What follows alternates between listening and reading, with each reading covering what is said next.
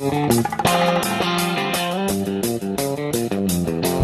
back to Where You Live with Gene and Tony. So good to have you with us today. And we are broadcasting from the Concierge Landscape Studios. We're brought to you this hour by Extreme Exteriors. Before we go on with our next story, I'd like to remind our listeners we've got a great resource for you. We put together a bi-monthly newsletter called What's New. And a lot of the topics that you hear on the radio show, of course, are covered and further detailed in the newsletter. A lot of the folks that we have on are presenters with articles as well. We have over 18,000 subscribers right now, and it's growing, and it's yours free. All you need to do is give us a call during the week at New Concepts. That number, 952-922-2500. Ask for Courtney, and you'll start receiving your subscription either by mail or electronically. Mm-hmm. And let's see, Tony, also for our listeners, again, we've got the hotline. Tell them about that. Yeah, we want to hear from you, your comments on any of the topics we're discussing or your suggestions for topics in the future.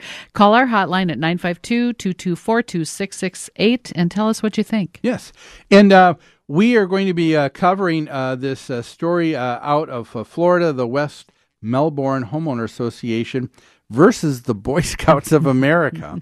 But hey, before we do that, we have got a guest on the line with us here. And folks, we've tried to connect with this gentleman before. He does a great job writing a lot of articles about homeowner associations and how they function or don't function. We're glad to have on the show with us now Grant Parker, who is the president and CEO of Lewis Management Resources in Tucson, Arizona. Hello, Grant. Hi, Gene. How you doing, sir? Good. Hi, Grant. Welcome. Thank you. Thank you very much. Now, you tell our listeners a little bit about your company and how long have you been doing association management? Well, I've been an association practitioner for about 25 years, initially in Virginia, and then I went to Colorado, and for the last 10 years I've been here in Arizona. So seen a pretty broad spectrum of the industry across the country, but there are a lot of commonalities. Okay, yeah. And one of the things that I've just appreciated, Grant, is, we are always looking for stories each and every week. And it looks like you have sort of a regular feature in one of the publications in Arizona? Yes. I was actually approached by an editor, the editor of the Green Valley Sun-Times. There's quite a few restricted age communities, quite a few self-managed associations in the Green Valley area. And so there's a lot of interest in this type of stuff. Okay. Is this a regular column then that you write, Grant? It is. They asked me to write a column. It was unusual. I had lunch with the editor, and he said, "Look, I don't want an opinion fest. I don't want a blogosphere. I don't want to lecture to people. I just want you to, give them some interesting information, tell a few war stories, and just kind of heighten their awareness about what should and shouldn't be happening." Well, you do a great job. You've caught our eye a couple of times. Oh, yeah. And so these are just comments and observations, if you will, a lot of times. Yes, very much so. I'm not trying to, I don't want to spar and debate with anybody. I just want to give them interesting information. Okay. And that's really good. And I appreciate this latest one that you had written, Grant, and it says, "Are these people on your HOA board?" And you begin by saying that there are old dogs in the industry that have a saying that says there are two types of board members, those who had power and lost it, and those who never had power and want it. Well, it generally falls along those lines, but that's not to say that there aren't really good people, well-intentioned people that get on their boards, and so I certainly want to temper that comment. That's kind of what some of the older folks in this business have. You sit down and have a beer and say, here's how it breaks down for me, and that one's been around for a while. Mm-hmm. Yeah. Now you've Tony, go ahead. I was just going to say, you identify some personality types that you've seen commonly on different boards. Which one is your favorite? Well, one of my favorites is the statesman. Those are the folks that really try to build consensus. They have an agenda. Don't get me wrong. They have a direction that they want to go, but they're often able to compromise on really divisive issues for the sake of the common good. They're willing to go there, and they're shrewd enough to influence people without those folks feeling like they're being manipulated. Okay, and it sounds like that's a personality type that actually accomplishes some stuff. They do, and a lot of times those are the types of personalities that will become the board president. Sometimes they don't have a strong personality. Sometimes they're, I wouldn't say timid, but fairly quiet and composed, and it's part of what gives them so much authority. Interesting. Yeah, and but of course that is a key component of any successful HOA, because you're never going to get to a point where everybody agrees on anything in a community. That's right. And one of the problems there is that people, obviously in this business, you're talking about their home, their money, and their lifestyle all wrapped up into one big investment, and so people get emotional and sometimes pretty excited. And so you need folks like what I would refer to as the statesman. You need folks like this to kind of tamp things down and help people understand a broader view. Yeah. This is the diplomat. He practices the diplomacy. And so that's so we're talking about really politics then, because that's all an HOA is just the politics of a community versus a city or a state. The governance, Very much so. In fact, we break it down into three segments. There's the financial aspect, the socio-political aspect, and then the sticks and bricks aspect. That's a good nice definition. Yep. Yeah. Now, I'd like you to maybe address another on this spectrum, maybe on the other side of that spectrum, of another type of board member that you talked about in your article. Definitely the politician as well, but maybe not as much in a positive way, the influence peddler. Yeah, the influence peddler. These guys, they tend to hang on for a long time. I mean, it's just amazing. It's all about the quid pro quo. And whoever they can do a favor for will support them in whatever their direction or their emphasis might be.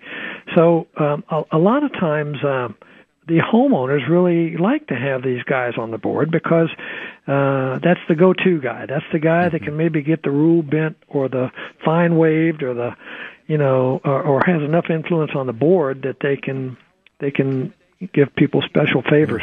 So as long as you're on this guy's good side.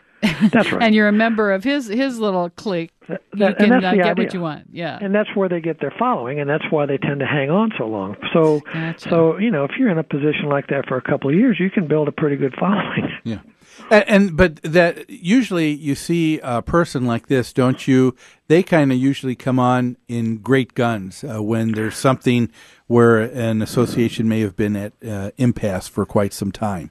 That's exactly right, Gene. What happens is they will seize the moment. They will grab onto a very inflammatory situation, and they'll jump right in there, and they'll be the strongest voice, and they'll basically drown everybody out. And so the folks that are influenced by these particular individuals, they're on board. And that's the beginning of the following. Yeah. But go ahead, Tony. Oh, you. I was going to say, I was going to move on to another one of the personality types. Or could I? There's something I wanted to ask you, Grant. We've talked about two personality types right here. How do you deal? How have you found it best as the property management company to deal with someone with this personality, the influence peddler? Well, it's really tough because they don't want anybody to compete with them. So anyone that has more knowledge or might have more influence or credibility is a threat to the influence peddler. Wow. So as you can imagine, they have their own game plan, and so that if anybody else is persuasive, then that's a threat to them. So over the years, I've probably trained, hundreds of managers in this business, and The good ones stick, and the ones that figure out it's not for them, they're no longer around. But they have to be able to deal with the different personality types, or they won't survive. So in this particular case, my advice to any manager would be, give them professional guidance, do your job, work to the contract, but keep your head down and your mouth shut when it comes to the influence peddler. Yeah. Wise words. Hey, we're running out of time here. Grant, thanks so much for taking a few minutes to be with us today on the show. Sure, absolutely. And my pleasure, Jane. Thank you for inviting me. Nice to meet you. Folks, Yes, Tony. We've been talking to Grant Parker, who's president and CEO of Lewis Management Resources in Tucson, Arizona. You can go on the website to the Green Valley Sun News and see a number of his publications. He writes very well, and it's very down to earth and sensible. Yeah, this it's tough when you're dealing with someone who has an agenda like Grant was talking about, and it can be a no-win situation sometimes. Well, and the influence peddler, I recognize that, and he's right. You have to have the skills as a manager to advise your board in spite of this person. And what I've seen happening, it's an indication of your success as a manager if this person quits the board. Yeah. Because all of a sudden they realize, oh, you know what? Yeah. I'm not going to always be able to use my influence to get what I want. Yeah, and the best way I think to deal with that for any property manager is to make sure that they say to this one individual, thank you, now I'll bring that before everybody else on the board. That's a good and get tactic. Everybody else to weigh in. And so, because that's the process we always go through.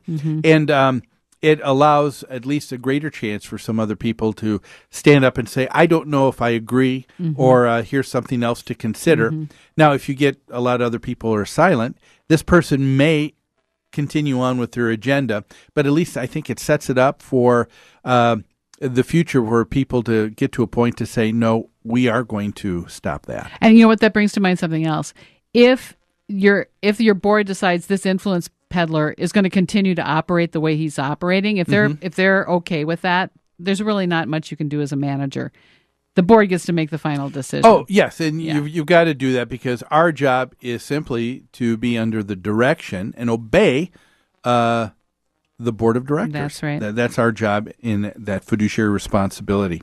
Well, hey, we've got a responsibility right now to take a break. When we do that, we'll finally come back with this story of the Melbourne Homeowner Association versus the Boy Scouts of America, only here on Where You Live with Gene and Tony.